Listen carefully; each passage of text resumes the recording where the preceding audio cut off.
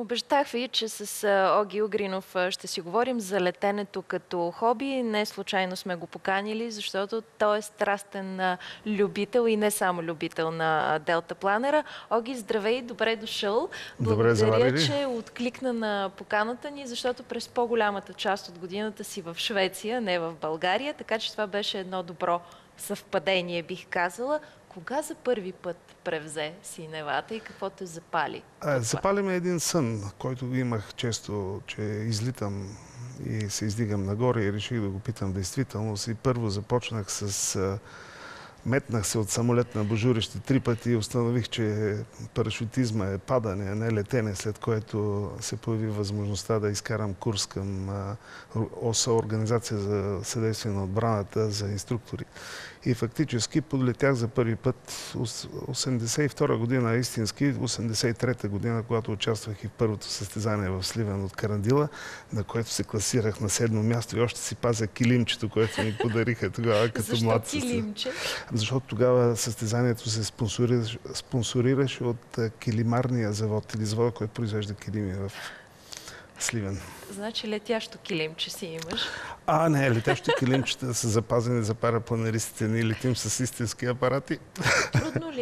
Трудно ли е да летиш с делтапланер? Трудно е за хората, които не са го опитвали. Те смятат, че е доста опасно и трудно, но реално трудни са първите крачки, докато се научи човек да излита и каца успешно, след което се минава вече в високо летене, защото фактически удоволствието от летене с делтапланер е термичното реене. Тоест да се издигнеш на високо, да прелиташ и мога да кажа, че това е най-голямото удоволствие. Естествено има и други възможности, като аеробатично летене, което аз летях известно време. Каква е разликата между двете? Разликата е, че когато летиш аеробатично, тогава се меткаш из въздуха, както някой казваш, правиш разни фигури, лупинги. Да.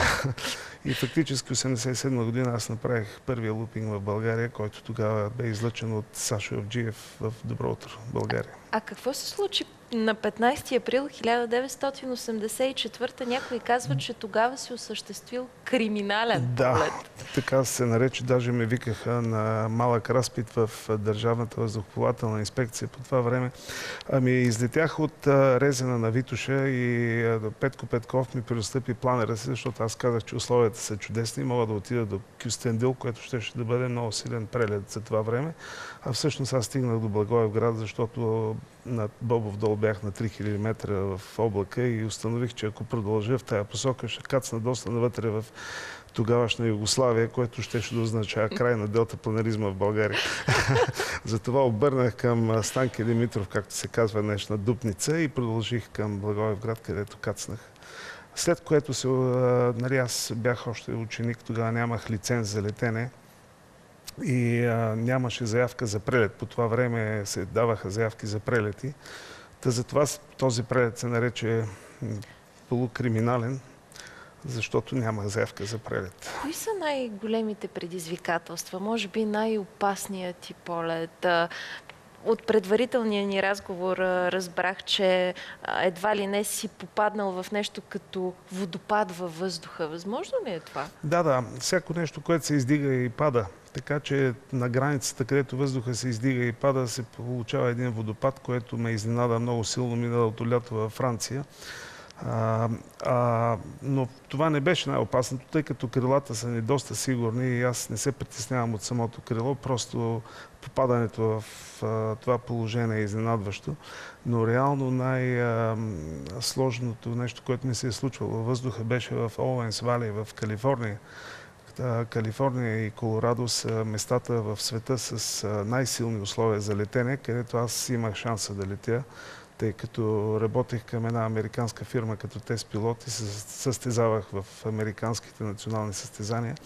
Значи там последния ден от състезанието летях към целта на срещен вятър и реших да вляза в един каньон, където да използвам ротора, което е турбуленция, който откъсва термика, и то се оказа доста повече, отколкото можех да се справя. Превъртя планера, той се оправи. Аз не можах нищо да направя, само установих, че ме извъртява въздуха като в пералня след което установих, че нямам никакво желание да остана във въздуха, излетях в долината и кацнах. Седя ли известно време на земята? Имаше ли някакъв страх? Не, на земята нямах страх, с изключение на това, че бях кацнал до една къща в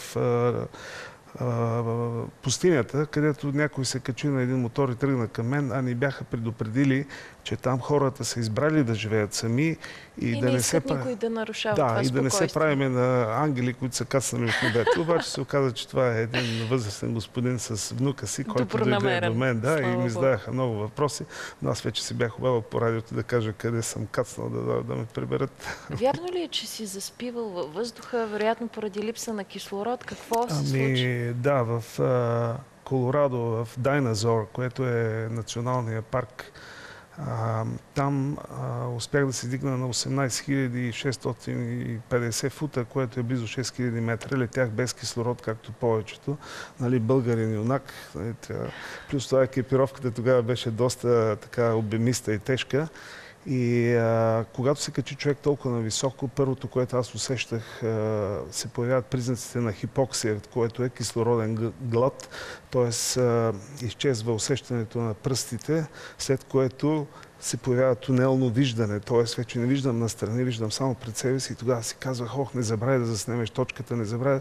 И след което се събудих на 14 500 фута и летях обратно към старта и си викам, какво правя тук? И успях да си завърша задачата. Хепи енд. Да, след което така усещането беше, че спах почти 12 часа. Кадри от какво виждаме сега, Оги? Това е Сент Хилари де Тюе в едно малко така специфично място извън Гренобъл във Франция, където старта е почти отвесен. Тогава малко или повече човек се хвърля в бездната, което може би видяхте. Много красиво място за летене. Там бях изненадан от летящите костюми. Аз набирах на термика на ниска височина над една горичка и видях нещо червено, което прилита много бързо и реших, че няма червена птица и го проследих и разбрах, че летящ костюм, който отиде Съмишленик. Да, и си хвърли парашута, естествено. Това ми беше единствената среща с това, което също виждате е термично реене, защото за да се изкачим на високо има 4 начина. Единият е термичното реене, вторият е склоново реене, третият е на вълново движение на въздуха и последният е конвергенция. Аз съм имал щастието Кой е най-благоприятният? Най-приятен и най-така... Безопасен, може? Не е безопасен, но интересен е термичното реене. Конвергенцията се среща много рядко, също както и вълновото движение. То може и да бъде опасно, защото тогава е свързано с силни ветрове. Всички, които в момента ни гледат, очакват с нетърпение да кажеш, наистина ли Клинт Иствуд те е глобявал или е бил на път да те глоби? Не, Кажи за тази интересна случка. Аз работех в Салинас, което е на около 25 км от Кармел в Бей Ерия, което е южно от Сан-Франциско. И прочетох във вестника, че Клинт Иствуд е лепял глоби на коли, които са паркирани неправилно. Аз казах на колега, дай палим колата и отиваме да ни глоби. Отидох, паркирах колата на лошо място и седнах, бях му инсталирал фотоапарата и чаках Клинт Иствуд, обаче този ден не ми излезе късмета. На снимки Той ли е бил? На снимки, да. Реално глобите с Клинт Иствуд са своеобразен автограф. Да, след това минах покрай неговото имение, обаче реших да не влизам непоканен, защото, нали, знаете, че Клинт Иствуд е Дърти Хари, а пък той има един такъв голям пищов. Но не те е било шове. Не. Като рових из архивните ти снимки, ако се не лъжа, видях Тина Търнър на млади години. Да, мисля, че това беше 1982 година. Тина Търнър имаше концерти в България и аз бях с нея, защото освен, че и превеждах, аз свирех тогава и в поп-група. И общо взето знаех за какво става дума, когато се организират концерти. Интересна ми е била тази среща, сигурна съм, но ти защо се отказа от музиката или не си, но го пазиш в тайна? Много силна стана конкуренцията и не мога да се справя с всичките останали. Добре, а на шведска територия? Сега може би не знаете, но Швеция е третата страна в света по износ на рок и поп музика, така че аз имам някои приятели, които се занимават професионално с това. Дори има шведски групи, които са по-известни в света, отколкото в Швеция. Но общо взето придържам се към хобито. Много добре пея след втората бутилка. Добре, и последен въпрос с твоите приятели от Швеция. Коя страна или място предстои да покорите през лятото? Споделял си ми, че мечтаете за Австралия. Да, точно така. Има много силно място за летене в Австралия, Форбс. Дори има български пилот, с който онен ден разговарях именно за това да отидем там за Нова година и да летим около месец. Там се лети равнинно и миналата зима състезанието, задачата, която те прелетяха, беше 360 км и 40% от пилотите я прелетяха. Също една девойка, която веднага направи световен рекорд за това постижение. Успех, дано да сбъднете тази мечта и това предизвикателство. Надяваме се, благодаря. И чакаме снимков материал и разказ. Да, Благодаря. и на България, он меки кацани. Благодаря ти, Йоги. Йоги Угренов, делтапланерист, който се отби в България, за да ни дойде на гости.